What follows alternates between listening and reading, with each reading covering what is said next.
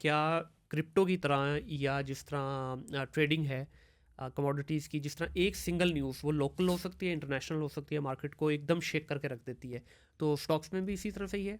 अच्छा, फ़र्क पड़ता है उतना? स्टॉक में ना बहुत सारी न्यूज़ तो ऐसी होती हैं, उससे भी फ़र्क पड़ता है जिसका आपसे ताल्लुक ही नहीं होता। अच्छा। फॉर एग्जांपल देखें, एक न्यूज़ है कि इंडिया पाकिस्तान पे अटैक करने लगा, ये तो डायरेक्ट न्यूज़ है ना। हाँ। इन्वेस्टर डर गया है, वो हाँ। निकल रहा है बाहर, ठीक है, पैनिक फैल हुँ। गया है। पता नहीं जंग कब तक चले, और 9 मई में हुआ ऐसे ही, जी। एक ही दिन में मार्केट 10% नीचे गई, और वो इतना बड़ा डिप था। और ये हम इस पे अभी डिस्कस कर लेते हैं कि जो डिप बाइंग है ना, वो यही हुँ। होती है। हुँ। जो इंटेलिजेंट इन्वेस्टर है ना, वो ये कहता है कि जब लोग भाग रहे हो ना, हाँ। तो शेयर तब एंटर होता है।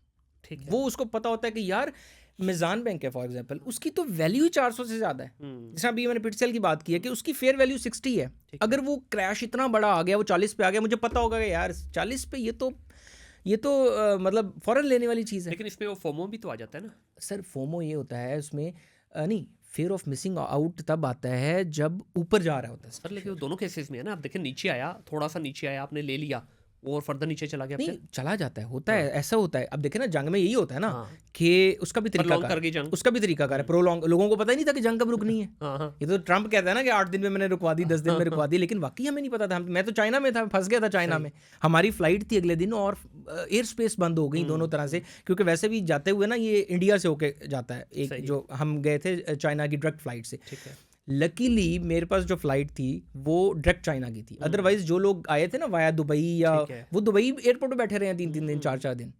तो अब जंग प्रोलॉन्ग होगी, और मैं वहाँ बैठा चाइना में सोच रहा था कि यार वीज़ा मेरे पास 1 माह का है, हाँ। तो अब ये प्रोलॉन्ग ही ना करवाना पड़ जाए। यानी हाँ। हमें यही नहीं पता था कि 1 माह में जंग रुक कितनी जाएगी। देर में रुक गई, बिल्कुल ऐसे ही है। अच्छा, अब इन्वेस्टर क्या करता है, उसका तरीकाकार ये होता है कि आपने इकट्ठे पैसे नहीं डाल देने होते। सही। शेयर नीचे आया, हुँ। अब मैं एज ए इन्वेस्टर सोच रहा हूँ इसकी फेयर वैल्यू से ये नीचे आ गया है, हुँ। ये तो इससे ऊपर का है, वैसे ही है, इसकी वैल्यू इतनी है, तो मैंने उठा लिया लेट्स सपोज 25%। ठीक है। और नीचे आएगा मैं 25% और उठा लूंगा, और नीचे आएगा 10% और उठा लूंगा। मैं उसको एवरेज करता जाऊंगा। ठीक है, बिल्कुल सही।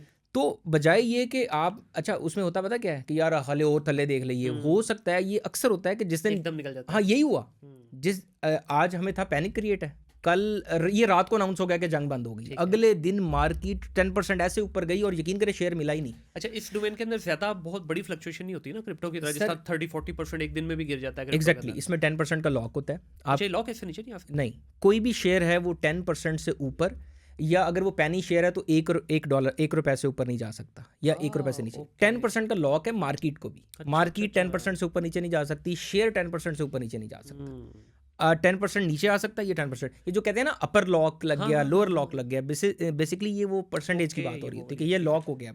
यानी 10% ऊपर चला गया तो वो शेयर की ट्रेडिंग बंद हो बिल्कुल जाएगी सही है। ऑटोमेटिकली। सिक्योरिटी फीचर है, और ये पाकिस्तान में है, ये इवन यूएस स्टॉक में भी नहीं है। अच्छा। वहाँ तो 20-20% भी देखिए, ये गिर जाते बहुत हैं। बड़ा एक ये आपको बहुत बड़ा एज मतलब है, एज मिलता है कि यार एज है 10% कुछ भी नहीं है एक इन्वेस्टर एग्जैक्टली के लिए ना, क्योंकि उसको पता है रिकवरी भी आसानी से हो जाएगी। जिस तरह आपको एग्जैक्टली। याद होगा 2 हफ्ते पहले जी मैं जी। आपको कॉल किया, यार ओकाशा टेंशन हो गई, तुसी क्या पानी सत्तू पी के सो जाओ। ठीक है, अभी नहीं, सत्तू खत्म नहीं हुए, पीते रहो, दोबारा यही हुआ है रिकवर कर गया। साजगार में भी, जो साजगार की रैली हाँ। आई है उसमें यही हुआ है कि 10% का लॉक लग गया। हाँ। हमने कहा कल लेंगे, कल उठे हैं तो सुबह 3 मिनट में लॉक लग 3 गया, मिनट में लॉक लग और गया। उसके बाद लोगों ने फिर प्रॉफिट टेकिंग भी की। हाँ, ऐसे तो ही है। इसलिए इस जब लॉक्स लग रहे हो ना, तो फिर आपको अगर तो फेयर वैल्यू से कम है, तो उसमें ना तरीकाकार ये होता है कि स्टॉक मार्केट खुलने से ना 15 मिनट पहले आप ट्रेड लगा सकते हैं।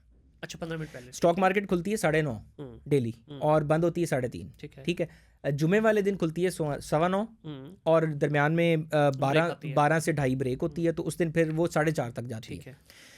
आपका जो मतलब 9:15 शुरू होनी है ना, तो 9 बजे के बाद आप ट्रेड लगा सकते हैं। ओके, तो उसमें ओके। ये होता है कि आप ट्रेड लगा दें, और उसमें ना सिलेक्ट करें, प्राइस सेलेक्ट ना करें, आप मार्केट को सिलेक्ट करें। जब आप शेयर सेलेक्ट कर रहे होते हैं ना, ठीक तो है। SLO लिखा होता है, स्टॉप हाँ, लॉस, स्टॉप लॉस है। MKT होता है मार्केट। मार्केट होगी, मार्केट लगा के लिमिट सो होता जाएं, है, हाँ। जब मार्केट खुलेगी उस टाइम जो रेट होगा मार्केट का वो आपको मिल अच्छा, उस जाएगा। पे बाय हो जाएगा, ठीक है। तो हाँ आप अपनी मर्ज़ी से लिमिट ना लगाएँ हाँ, उसके अपनी मर्जी ऊपर। से लिमिट ना लगाएं, बिल्कुल ठीक वो है। तो लिमिट हो सकता है क्रॉस हो जाए फॉरन, क्रॉस फिर हो आपका जाए। वो लगी रहेगी। तो आप मार्केट पे कर लें, आपको अगर श्योर है ना कि हाँ यार ये रैली लंबी चल रही है, लाइक मुझे लग रहा है कि ये अब जाएगा, तो ठीक है ले लें फिर। बिल्कुल ठीक है। अव्वल तो आप कोशिश करें उस टाइम अपने इमोशंस को काबू रखें। कोई नहीं यार, ये मार्केट आपको बार बार चांस देती है, बार बार ऊपर नीचे, बार ये नहीं है।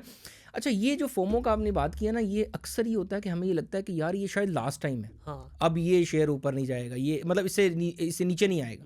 ये सर और मार्केट अच्छा, इसमें एक और बड़ी न्यूज़ चलती है जी कि कुछ भी हो जाए, मार्केट महीने में 1 या 2 चांस आपको लाज़िम देती है, बाइंग के भी और सेलिंग के भी। हाँ जी। इसमें कितनी हकीकत है? देखें लाजमी चांस बाइंग और सेलिंग की बात कर रहे दोनों हैं। का होता है ना कि अलग से आपका एक लॉस है तो एक टाइम महीने में एक या दो दफ़ा लाजिम आता है कि आप उसकी रिकवरी हाँ कर सकते हाँ हैं या देखें, अच्छा कम लॉस से इसमें बेच ना आप सकते दो हैं। चीज़ें हैं। देखें कुछ शेयर्स ऐसे होते हैं जो बांझ होते हैं, हम्म, ठीक है।